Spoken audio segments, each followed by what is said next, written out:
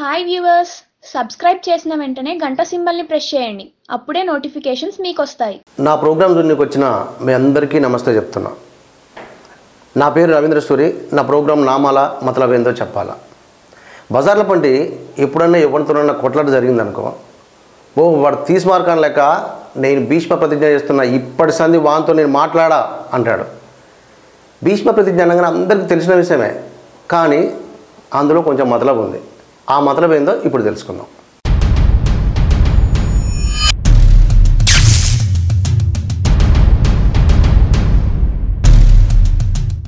భీష్మ ప్రతిజ్ఞ అంటే ఏందో ఇప్పుడు తెలుసుకుందాం. భీష్ముడిని ఆయన శంతను మహారాజు ఎరికే కదా. ఆ శంతను మహారాజు పొద్దుగుంజాలప్పుడు బాయికాడికి పోయాడు. ఎండాకాలం కదా, ఒళ్ళు అగడెళ్తుంటే అదాటిన బాయిలో దిక్కాడు. మునిగి తేలిండో లేదో అదిగదిగదో ఆ శివరొడ్డున సత్యవతమ్మ తానం ఆడడానికి వచ్చింది. ఆమెను చూసి పర్షాన్ అయ్యింది అనుకో రాజు. ఆమె చేతిలో చేపల గుడితో ఇయ్యారంగా నడుస్తుంటే వెనకమాలే వెళ్ళాడు. ఆ గుడిసెదాకా వెళ్ళిండో లేదో లోపల నుంచి సత్యవతమ్మల్లా అయ్యి వచ్చాడు. మన రాజుకి వెనక నుంచి ఇంటికే వచ్చేసాడు.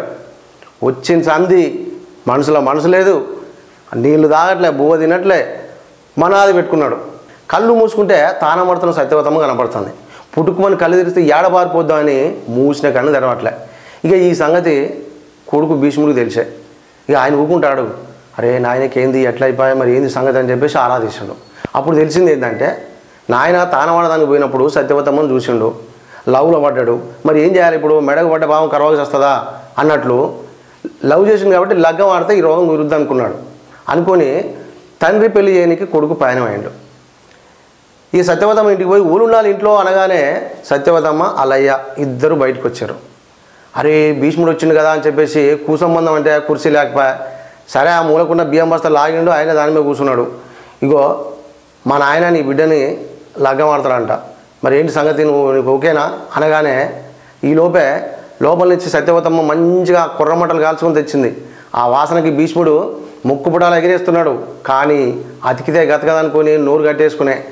సరే ఇప్పుడు సత్యవతమ్మ అయ్య అన్నాడు, రాజు చేయడానికి నాకేం బాధలేదు, కానీ రేపు నా బిడ్డకు పుట్టిన కొడుకునే రాజ్యం వెళ్ళాలి అని అన్నాడు. ఓ అది అట్నేలే కానీలే, మరి నేనేం చేయను, రాజు ఆయనే చేద్దామని అంటే లేదు రాజు పెద్ద కొడుకు రాజ్యం వెళ్ళాలి అంటే నువ్వు ఉన్నావు కదా, నువ్వు ఉన్నాక నా బిడ్డ కొడుకు ఎలా రాజ్యం వెళ్తాడు అని అన్నాడు.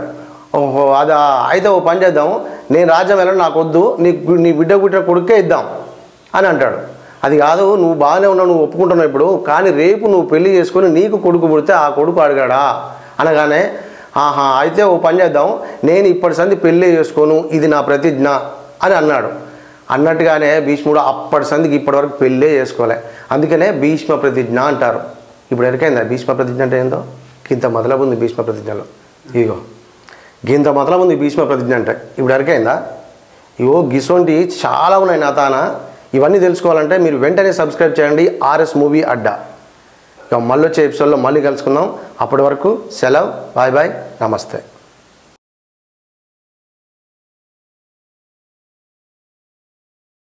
Yankers just courtesy R5 Readymades, Woyi Colony, Manukunda, Hyderabad.